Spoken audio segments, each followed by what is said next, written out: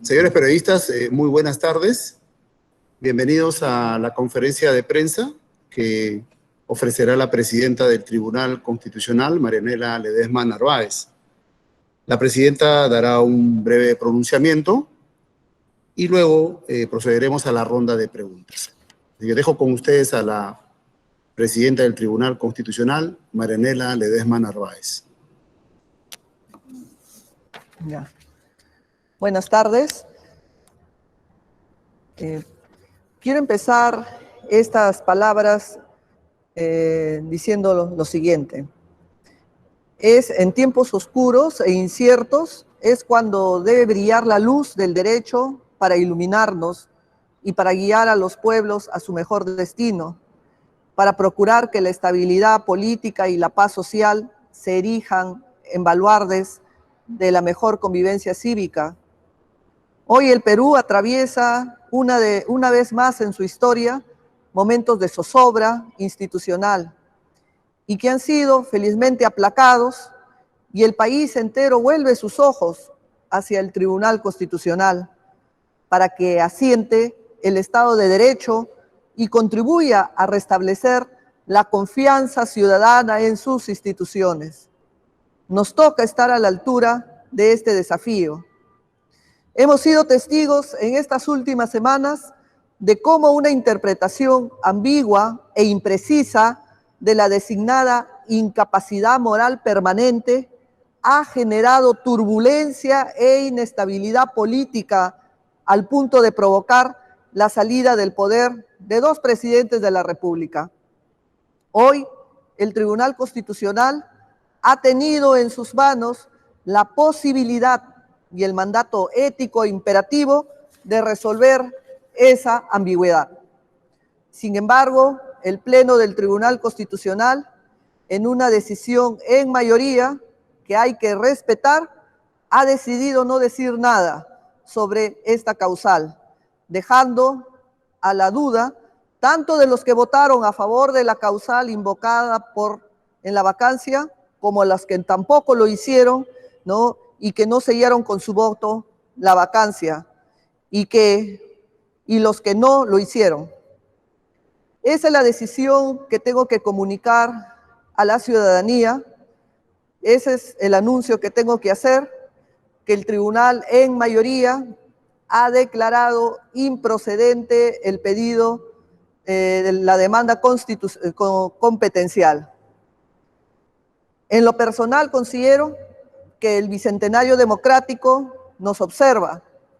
La separación de poderes, el equilibrio institucional, la convivencia democrática son logros institucionales que le han costado mucho a los peruanos. Y en lo personal considero que es deber de responder a ese mandato histórico, diciendo algo en relación a esta causal. La interpretación constitucional que se hace sobre esta permanente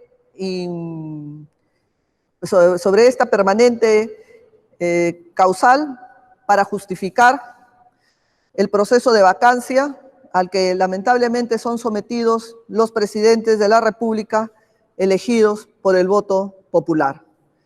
Dicho esto, no me queda más que anunciar este veredicto que será publicado mañana en el portal web de la institución y que desde ya comunico a la ciudadanía, y también señalo que es la decisión asumida en mayoría por 4 votos a favor de una improcedencia frente a 3 votos de 3 magistrados, comenzando la que habla, la presidenta, y el magistrado Carlos Ramos Núñez y Eloy Espinosa Saldaña, que trabajamos una ponencia por decir algo, ¿no?, en relación a esta causal de la permanente incapacidad moral. Quedo a disposición de los señores periodistas para absolver las preguntas que tuvieran a bien. Muchas gracias, señora presidenta. Ahora vamos a proceder con la ronda de preguntas, de acuerdo al registro que ha tenido cada periodista. Tenemos, como le dije al comienzo, periodistas de de provincias, tenemos periodistas de prensa extranjera, de radio y televisión. Vamos a empezar la ronda de preguntas con el periodista Víctor Reyes de Radioprogramas del Perú. Les agradeceremos que sea una sola pregunta para dar la oportunidad que todos los colegas puedan preguntar. Doctora Ledesma, buenas tardes. Buenas tardes. Doctora, quería consultarle si a la luz de cómo se ha desarrollado este Congreso y el Ejecutivo. No se escucha. No le escucho. ¿Puede hablar más fuerte? Hola. Sí. Doctora, ¿me escucha? Sí. ¿Me escucha, doctora? Sí, sí le escucho. Sí, doctora, ¿qué tal? Buenas tardes. Bueno, a la luz de cómo se desarrolló el tema de la vacancia entre la primera y segunda intento, y el segundo ya, digamos, tuvo éxito de parte del Congreso, quería consultar si consideras que fue una decisión equivocada el no haber otorgado la medida cautelar que había digamos, solicitado el Ejecutivo en base a las posturas políticas que habían manifestado algunos líderes políticos, que luego vimos que en la segunda vacancia realmente cambiaron de posición respecto a este tema. Y brevemente sobre si hay alguna, si este tema de definir la vacancia por incapacidad moral todavía puede lograrse a partir de alguna iniciativa nueva del Ejecutivo que solo se centre en ese tema o de alguna iniciativa ciudadana o del Congreso. Gracias. Ya, gracias por la pregunta que nos permite aclarar lo siguiente. Hay que tener y hay que recordar y hacer recordar a la ciudadanía que en el mes de septiembre se planteó una moción de vacancia por la causal de la permanente incapacidad moral.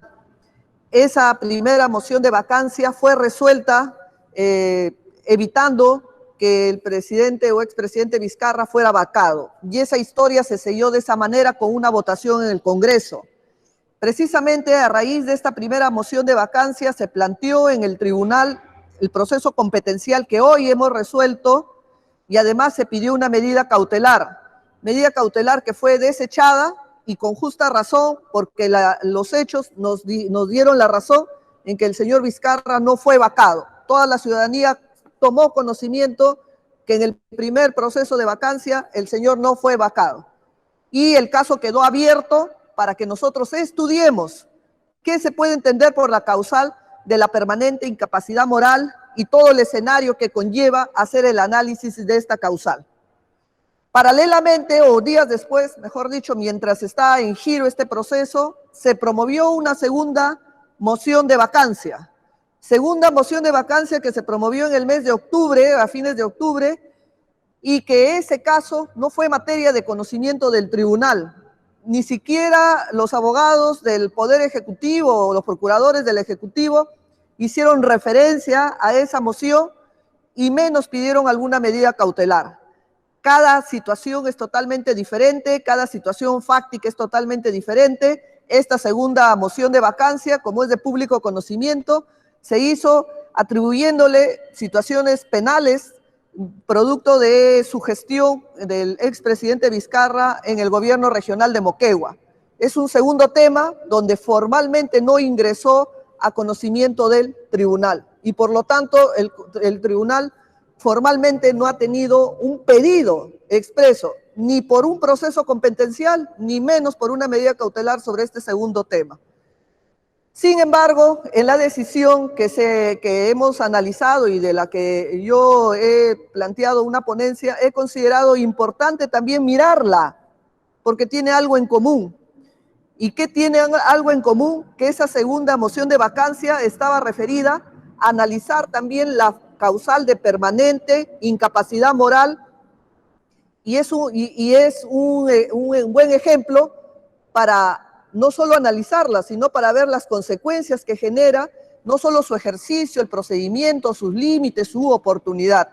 Y ha sido también motivo de análisis, diríamos, oficioso, de extender nuestra mirada hacia este segundo proceso del que nadie pidió que nos ocupáramos. Muchas gracias. Ahora el turno del periodista César Romero, del diario La República. Agradeceré que se puedan pegar al micro para que se le pueda escuchar correctamente la pregunta.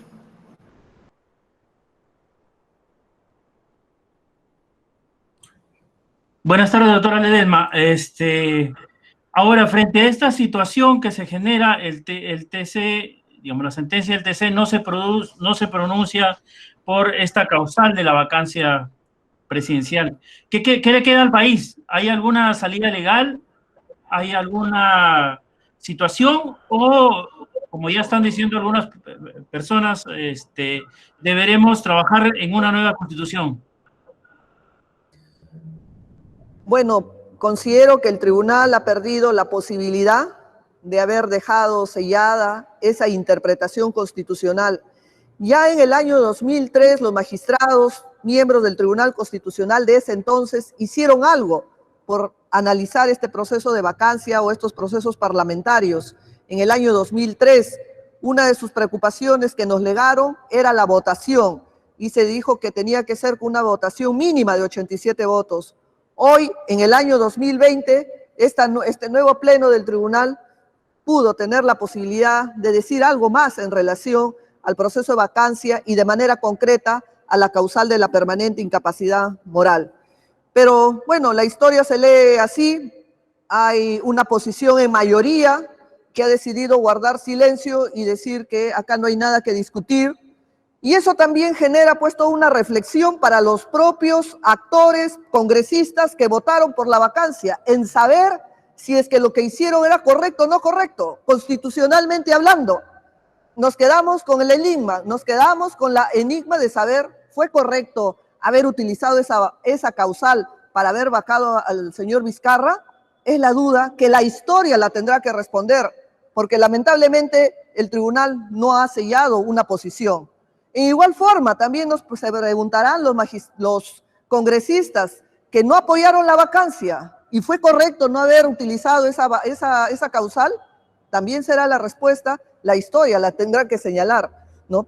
Entonces, lamentablemente, el silencio a veces no nos acompañan como para poder decir algo, abonar algo, a ir construyendo, ¿no?, el tema constitucional, sobre todo en un tema tan delicado como es la vacancia de un presidente de la República. Muchas gracias. El turno de Carlos Urcia, de Sol TV de Trujillo. Adelante. Muy buenas tardes, doctora Ledesma. Buenas tardes a todos. Doctora Ledesma, lo que manifiesta usted es, creo, el sentir de la población que hasta el momento, ante esta sentencia del Tribunal Constitucional, no sabe si es que el Congreso actuó en el marco de la Constitución o no. Lo que queda claro es que tenemos una interpretación aún, a sus palabras también, ambigua e imprecisa.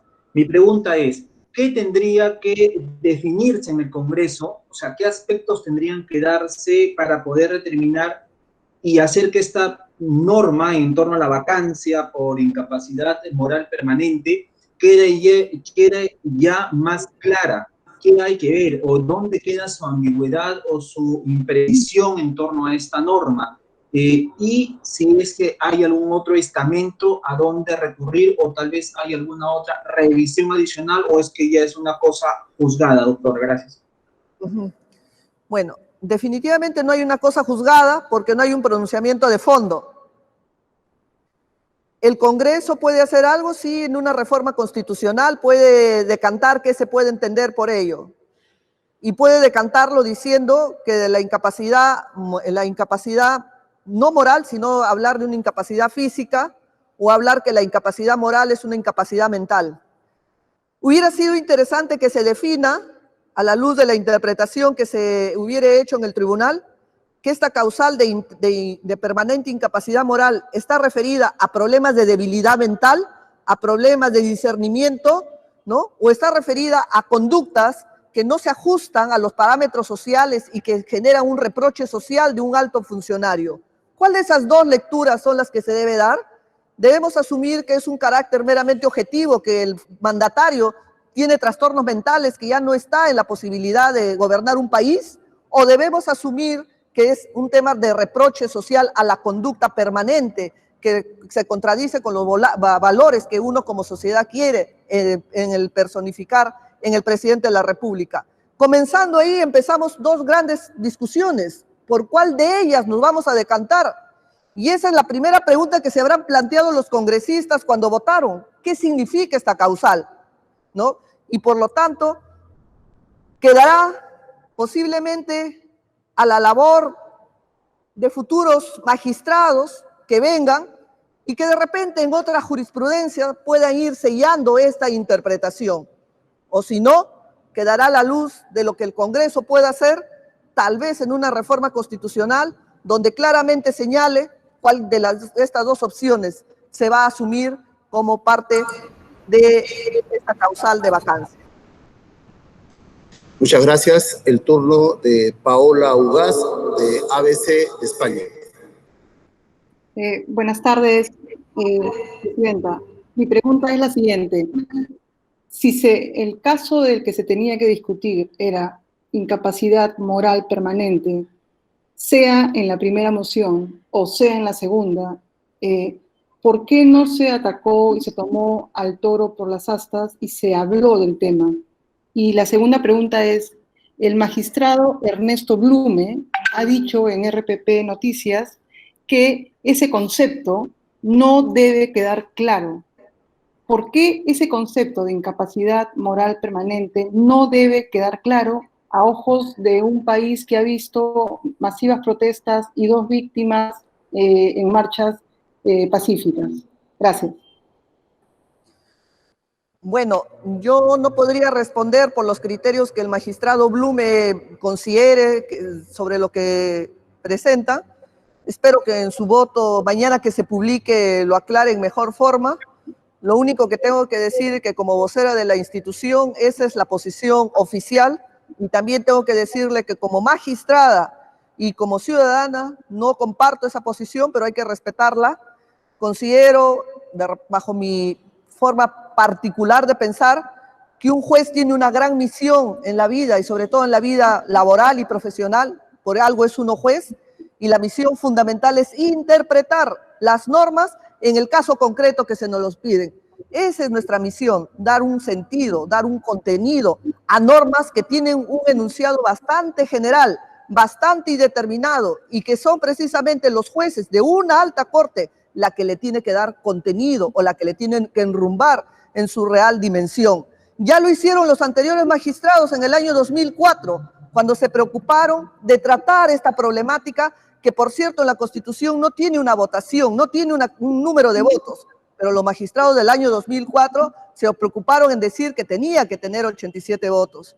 Hoy los magistrados del 2020, posiblemente hubiera sido interesante la historia que nos preocupáramos el procedimiento a seguir, las garantías a seguir, la oportunidad que podríamos invocar esta causal, el número de votos que se tendría que usar y una serie de supuestos que nos permitan que esta causal que ha sido utilizada en todo un quinquenio, hay que recordar, el señor Kuczynski también fue sometido a una vacancia por esta causal y luego el señor Vizcarra, y así sucesivamente podríamos también pensar que a futuro podría darse. Bueno, pero son diferentes miradas en el derecho, son diferentes actitudes en el derecho que se respetan y cada uno tiene su propia peculiaridad de asumir la tarea por la cual uno ha jurado estar en este cargo. Muchas gracias. El turno de Igor Malca, ATV Noticias. Doctora, ¿qué tal? Muy buenas tardes.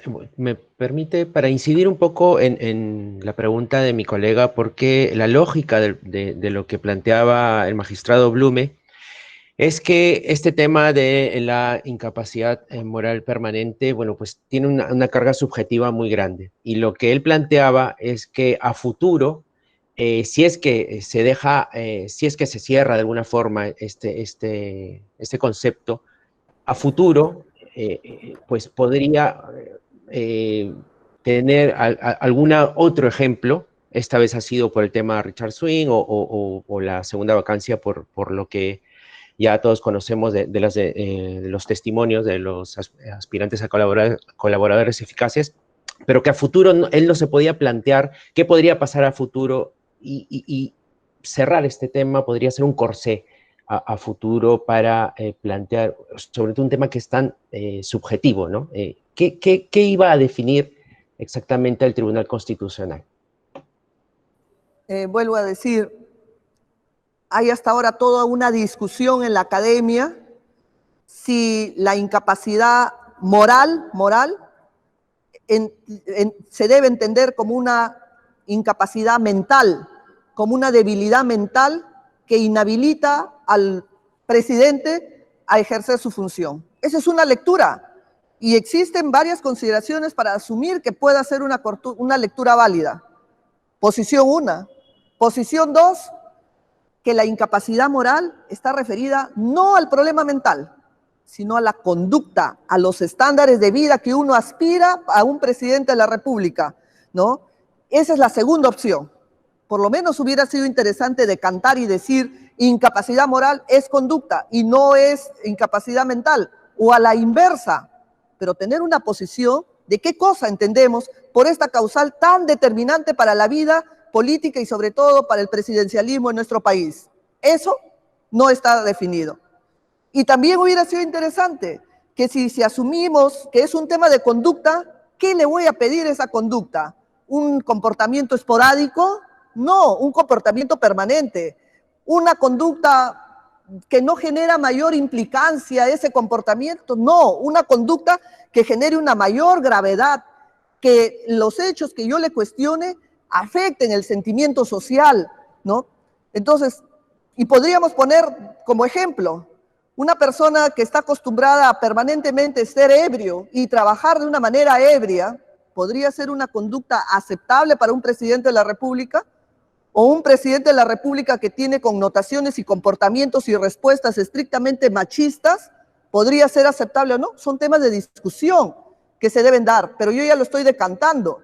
Yo ya estoy hablando que es una conducta que genera una situación de gravedad y que atenta contra sentimientos y valores sociales. Y habría que mirar esa situación, ¿no?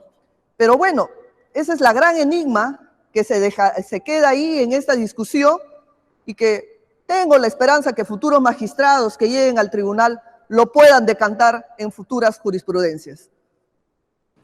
Muchas gracias. El turno de Álvaro Reyes, de Perú 21. Sí, buenas tardes, doctora Ledesma. Me quedo con una frase que usted mencionó justamente en su primer pronunciamiento, ¿no? El Pleno ha decidido no decir nada sobre la causal. Eso es lo que mencionó usted, ¿no? Pero sin pronunciarse también usted, bueno, el TC dice mucho, ¿no? Es no haber visto las marchas, no haber visto la indignación, es avalar el ascenso de un presidente que a ojos de la gente era ilegítimo. ¿Cómo queda el TC ante esa gente que justamente marchó, esa gente que se indignó y que vio que precisamente sus autoridades intentaban o manejaban el poder a su manera? Su pregunta puede tener diferentes respuestas según la óptica de lo que uno crea que debe ser su papel de juez en una sociedad. Yo podría dar una respuesta acartonada y decir, yo me limito a analizar el caso con la norma fríamente y si no funciona, sencillamente no me pronuncio. Pero también podría haber otra lógica, otra lectura. Y yo tendría que decir que yo soy un juez que está en función también de la realidad, de la necesidad, y la norma toma vida en la vida social. La norma no es una situación abstracta que vive desencadenada de la realidad. La norma es un instrumento que le da vida a esa necesidad. Esa es otra lectura. Y si yo estoy en esa otra lectura, trataré de construir una respuesta a ello. Son dos miradas diferentes y tendrá dos respuestas según el actor de quien le dé esa respuesta.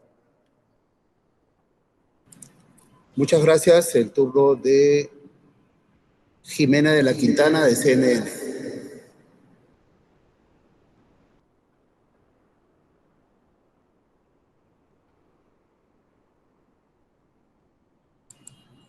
Hola. Bien, entonces pasamos al siguiente turno. Sería Carlos Ábalos, de Canal N. Buenas tardes. ¿Me escuchan? Sí, sí le escucho. Magistrada Ledesma, muy buenas tardes. Recordamos que en la semana de protestas, organismos internacionales se pronunciaron, como la OEA, la ONU y otros, por los graves acontecimientos que estaban ocurriendo en el país. El tribunal, con esta decisión, le está dejando de responder a estos organismos, pese a que el TC es un organismo autónomo, pero hay respuestas pendientes y seguramente van a ser necesarias poder explicarles a la comunidad internacional qué es lo que ha pasado. Bueno, tendremos que comunicarle la decisión de mayoría que el Pleno ha decidido no decir nada sobre el tema. Y esa es la decisión oficial y es la que rige institucionalmente. Eso es lo que tendría oficialmente que comunicar no solo al país, sino a todo organismo que pida una respuesta al respecto. Muy bien, el turno de Víctor Vélez de la Agencia Andina. Buenas tardes, doctora. Mi pregunta es la siguiente. En este contexto también de conflicto social que hubo en la última semana, varias bancadas del Congreso se han retirado de la comisión especial encargada de seleccionar a los magistrados del Tribunal Constitucional. ¿Consideran ustedes que este proceso debe continuar en este actual Congreso o será mejor que lo vea el próximo, que va a entrar a partir del 28 de julio del 2021? Gracias.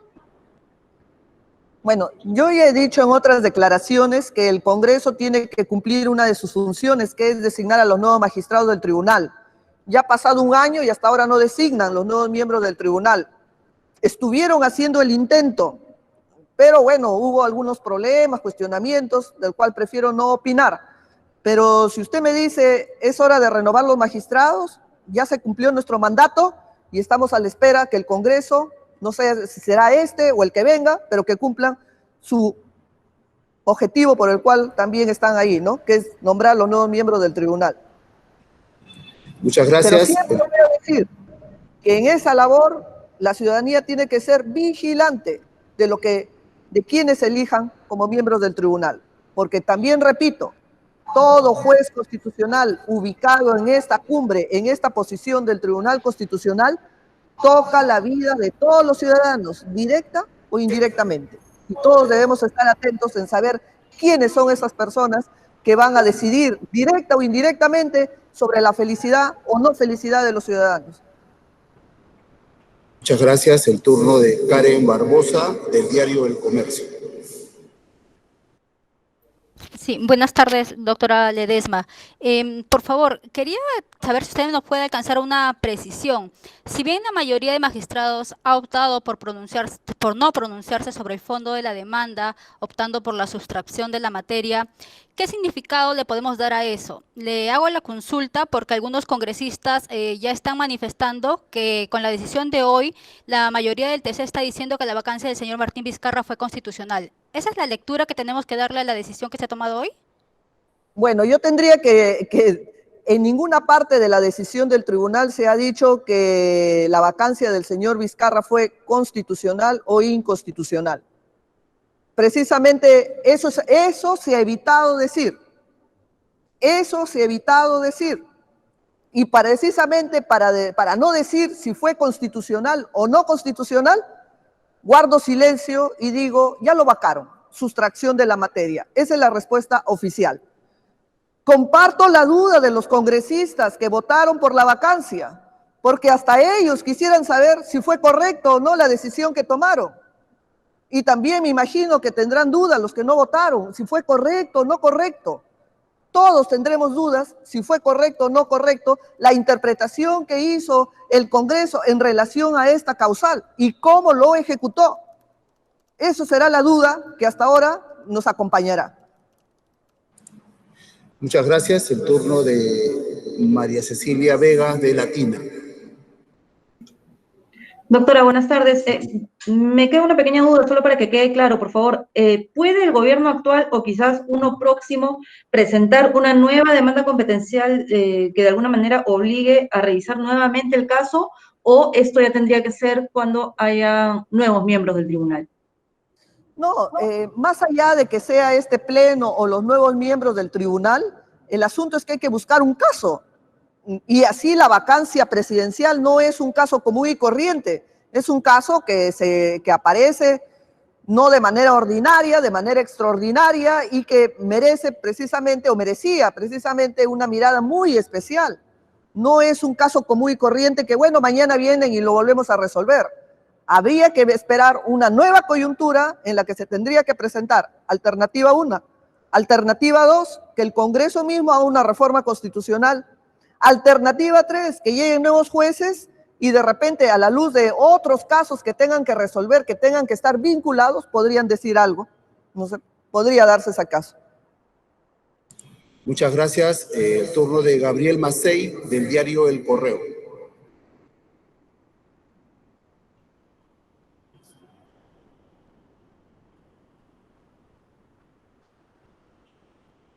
Prenda su micro, Gabriel.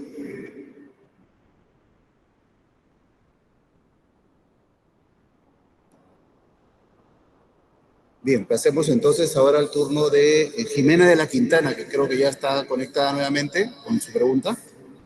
Sí, mil disculpas, buenas tardes. ¿Me escuchan bien? Sí, sí escucho. Presidenta, buenas tardes. ¿Existe o no existe equilibrio de poderes en el país hoy día tras la decisión del Tribunal Constitucional?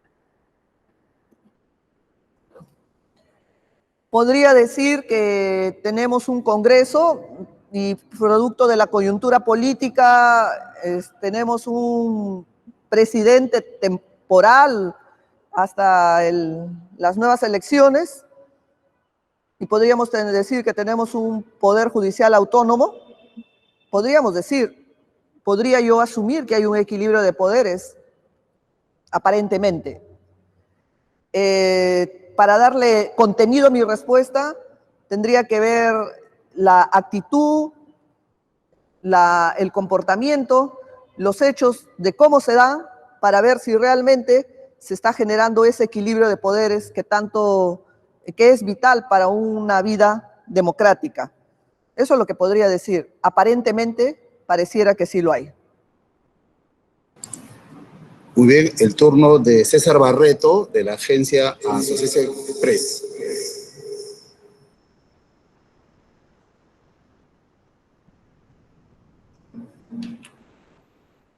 ¿Está, César? No tenía preguntas en el momento. Ok. Perfecto.